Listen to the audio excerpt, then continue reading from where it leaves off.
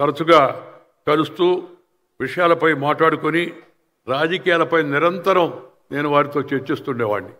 నేను ఒక రకంగా రాజకీయాల్లో పైకి రావడానికి పెద్దలు అద్వానీ గారు, అటల్ బిహారీ వాజ్పేయి గారు ఒక కారణమైతే, ఇక్కడ తెలుగు రాష్ట్రంలో కాస్త గుర్తింపు తెచ్చుకోవడానికి రామోజీరావు గారి సలహాలు ఎంతగానో ఉపయోగపడ్డాయని చెప్పని నేను సవినయంగా మనవి చేస్తున్నాను. ఆ మాట చెప్పడానికి నేనేమాత్రం వెనకాడడం లేదు. నేను ఆయన్ని ఎప్పుడు కోరుతూ ఉండేవాడిని, కాస్త కొద్దిగా విశ్రాంతి తీసుకోండి అని. ఆయన పనిలోనే నాకు విశ్రాంతి.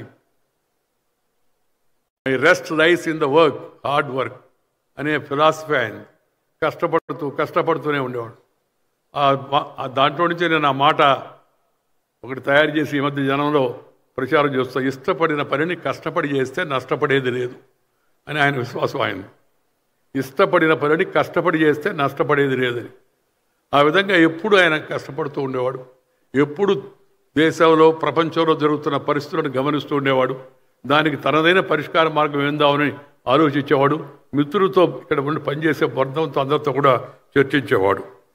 తుది శ్వాస వరకు ఆయన పనిచేస్తూనే ఉండి తాను అన్న మాటలు నిజం చేసి చూపించిన గొప్ప వ్యక్తి వారు. ఆయన క్రమశిక్షణ, సమయ పాలన, నిబద్ధత నేటి యువతకు స్ఫూర్తిదాయకం. ప్రజాస్వామ్య వ్యవస్థకున్న 4 స్తంభాల్లో జర్నలిజం ఒకటి. ఎంతో బాధ్యతాయుతంగా నిర్వర్తించాల్సిన వృత్తి ఇది. నిజాయితీ, నిష్పాక్షిక వైఖరి, జవాబుదారీతనంతో వ్యవహరించాల్సిన వృత్తి ఇది. డిజిటల్ యుగంలో అతివేగంగా వార్తలను చేరవేయాలనే ఒత్తిడి, క్విక్ బైట్ సంస్కృతి పెరిగిపోవడం వలన తరచుగా వార్తల నాణ్యత, నిష్పాక్షత తగ్గిపోతూ ఉన్నాయి. మరొక పక్క social media anti social media తయారైపోయి హెడ్లైన్స్ చూస్తాం, కానీ లోపల చూస్తే అసలు విషయం ఏమి ఉండదు. అదొక కొత్త ధోరణి వాళ్ళ జర్నలిజంలో, పత్రికల్లో, టెలివిజన్ ఛానల్లో ముఖ్యంగా వచ్చింది. ఆ టెలివిజన్ ఛానల్లో ఒక్కొక్కసారి ఆ వార్త వింటాం, లోపల చూసి అసలు ఏమి ఉండదు. నేను ఉదయం చెప్పాను, ఇప్పుడు మిత్రుడు రేవంత్ రెడ్డి గారు కూడా ఉన్నారు కాబట్టి చెప్తున్నాను. ఒకరోజు ఒక యూట్యూబ్ ఛానల్ రేవంత్ రెడ్డికి రాడ్డు దింపిన వెంకయ్య అని. నాకు యువకుడు, నేను ఎంతో నచ్చేవాడు, మెచ్చేవాడు, కష్టపడి పనిచేస్తున్నాడు. పార్టీలు వేరే కావచ్చు, ఎవరి ఆలోచనలు వాళ్ళే అనుకోండి. ఏందా వార్త లోపల చూస్తే అదేమి లేదు. తెలుగులో మాట ఉంది, పైన పటారం లోన రొటారం అని చెప్పని. This is the trend. అలాగే చంద్రబాబు నాయుడు గారి గురించి కూడా అదే. నేను మాట్లాడదలుచుకుంటే చంద్రబాబు నాయుడు గారు కాదు, ఎవరి గురించి నేను చెప్పదలుచుకొని చెప్తాను, దాంట్లో మొహమాటం లేదు.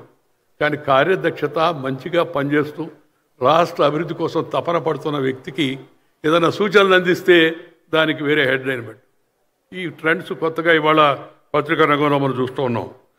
నేను కోరుకునేది ఏంటంటే, వారి కుటుంబ సభ్యులు కిరణ్ కానీ, లేకపోతే శైలజ కానీ, విజయేశ్వరి కానీ, మనవాళ్ళు కానీ, మనవరాళ్ళు అందరూ కూడా ఆయన చూపించిన నిబద్ధత, కర్తవ్య దీక్ష, ఆ క్రమశిక్షణ, ఆ జనానికి జవాబుదారీతనం, దాన్ని అలాగే కొనసాగిస్తూ ముందుకు తీసుకెళ్లడమే ఆయనకు కుటుంబం అర్పించేటికి నివాళి.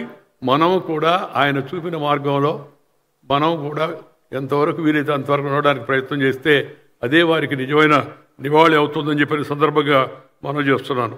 నేను వారసత్వం జనరల్గా నేను మామూలుగా చెబుతూ ఉంటాను, డైనాసిటీ ఇది nasty but unfortunately tasty to some people in politics అని. అది రాజకీయం గురించి చెప్పిన మాట. కానీ మంచి పని చేసేదానికి వారసత్వం అడ్డు కాకూడదు. నిజమైన రామోజీరావు గారి వారసత్వాన్ని అనుసరించి వాళ్ళ కుటుంబ సభ్యులు మంచిగా ముందుకు వెళ్ళాలని, తద్వారా ఆయన పేరును అలాగే నిలబెడుతూ ముందుకు వెళ్ళాలని చెప్పని నేను కోరుకుంటున్నాను.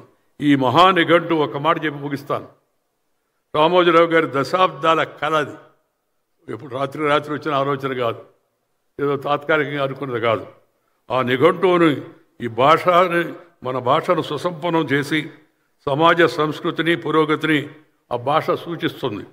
అలాంటి సమస్త రంగాల్లోనూ అమ్మ భాష వాడుకతో తెలుగు జాతి పరిపుష్టం కావాలని, అందుకు తెలుగు ఆధునిక విశ్వసనీయ నిఘంటువులను అందించాలని ఒక మహా నిఘంటువును నిర్మించి మన భాష యొక్క విశ్వరూపాన్ని చూపాలనేది